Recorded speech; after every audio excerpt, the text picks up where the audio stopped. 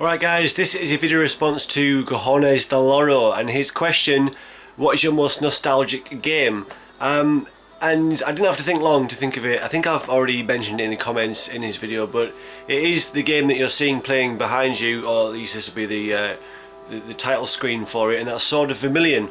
A very early RPG on the Mega Drive, the first RPG that I ever really played, and it holds the biggest place in my heart than any other game. I think any other single game. You know, when speaking about nostalgia, yeah, it's one of the first games I had as a kid. One of the first UK releases that I bought for the Mega Drive. I had the system a year before it came out here on an import, and until then I'd just been buying obviously import games, beat 'em ups, shooters, that kind of thing. This is the first adventure game that I really got into in video games in a big way. I tried some of the kind of text-based choose your own adventure style things on earlier computers, but this was the first adventure game that really got me hooked, and you know, felt like I was sucked into this adventure, this world, this huge epic exploration within a video game. And it was a huge game. It boasts about the fact that there's 14 towns that you'll travel to on the back of the box. There is the box, there's Sword of Vermilion, PAL release obviously. As you can see there's a little kind of note on the box there that's printed, it's not a sticker, that says that there is a hint book with it. And yes, this game actually came with a hint book. Now, my copy says Genesis. I think the hint book only has Genesis on. I don't think you can get a Mega Drive branded hint book. I may be wrong, but that came with it, and it was slightly too big for the box, so you actually had to have it kind of wrapped to the box in an external seal when you bought it. But this hint book is awesome. It goes through, obviously, you know, each is full colour. It goes through the different towns that you will go to, and interesting things that you want to look for there. You know, equipment, stores to go to, people to talk to, maps. It's just really comprehensive, and at the time it felt like this was really actually quite helpful, because the game, compared to anything else I'd played, just felt huge. And it, you know, for its time it was pretty big, and it certainly made boasts about the size of it on the box, you know, talking about hundreds of hours of gameplay, and like I said, 14 towns that you can visit, and it actually boasts about the fact that there is a battery backup on the cartridge on which you can save up to 3 different save games. So yeah, such a cool game. This was actually the first game, let me get this right, it was released in '89 in Japan. So it's a very early Mega Drive game, released in 1991 in North America and Europe, and it was actually the first console exclusive game developed by Yu Suzuki, of course, Sega's answer to Shigeru Miyamoto. Yu Suzuki responsible for so many Sega classics. You know, Hang On, let's go through the list, let's do it. Space Harrier, Hang On, Outrun, Afterburner, Virtua Racing, Virtua Fighter, Daytona USA, Virtua Cop, Shenmue, for fuck's sake. The guy who made Shenmue made Sword of Vermilion, and it is the first game that I ever fell in love with. And Shenmue being one of the later games that I fell in love with. But yeah, so Yu Suzuki is one of my gaming gods. He was responsible for this, and you have just seen in the background a piece of the Minecraft poster that I have up fall down. That was live on camera, that was unexpected. This piece has just fallen down. That is because I've recently started putting the radiator on in this room. It is getting cold, and I think the heat has finally just made the blue tack go loose on that piece there. But exciting! What's going to happen next on the Shemuzo channel?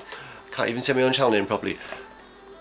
Let's get on with the retrospective of Sword of Vermilion. So yeah, developed by Yu Suzuki. It was his first console exclusive game. Massive in scope. Funnily enough, for it being developed a Japanese developed RPG, it actually played like a Western RPG.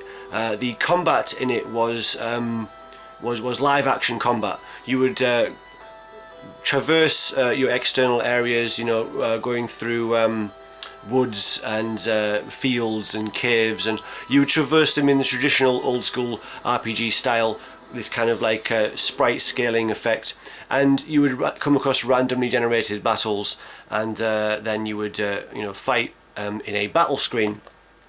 But yeah, crucially, the battles were live action. It was hack and slash when you actually faced the enemies, as opposed to the traditional Japanese RPG, which is obviously turn-based combat.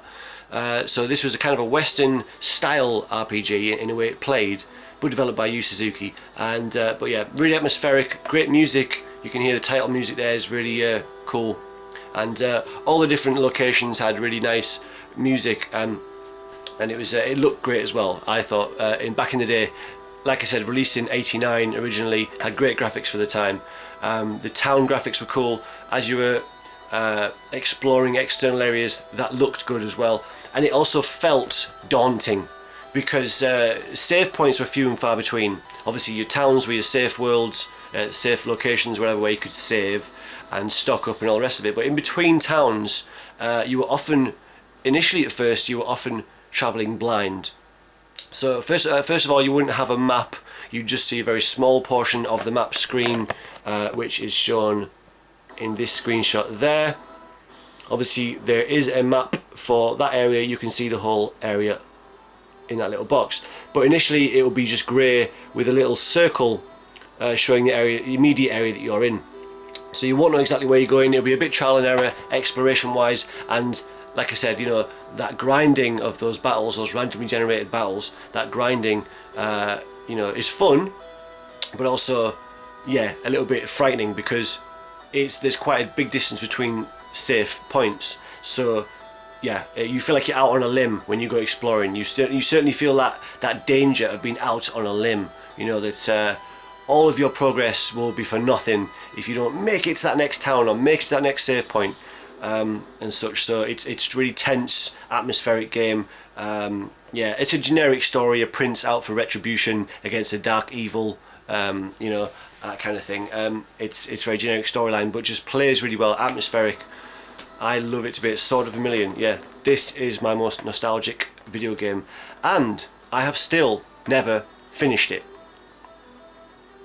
That is just disgusting. I understand that, but I never finished it. It is huge, and as a kid I got to the very final map screen, which is which was the longest, most drawn out route you could possibly have. It was basically across the map screen. It was like that, up, down, up, down, up, down, up, down, like that, all the way across the map screen until you get to the final kind of cave location. And I never finished it, never killed the final boss. The bosses, by the way, are something to behold. They were huge sprites. The boss screens were different to every other fighting, you know, action in the game, where you had this side-on view and your character there in armor fighting a big boss. Which was this huge sprite at the time, very impressive. So yeah, the other fight scenes, it's kind of a top-down, well, sort of isometric view of you fighting these hordes of little enemies, but for the bosses you get these huge sprites like that were very impressive. But I never finished it, and I'd love to do that one day, but it's such a time-consuming game. I'm gonna have to be off sick for a few weeks to even get close to anywhere near the end of this game. But I've got to do it I've got to do it.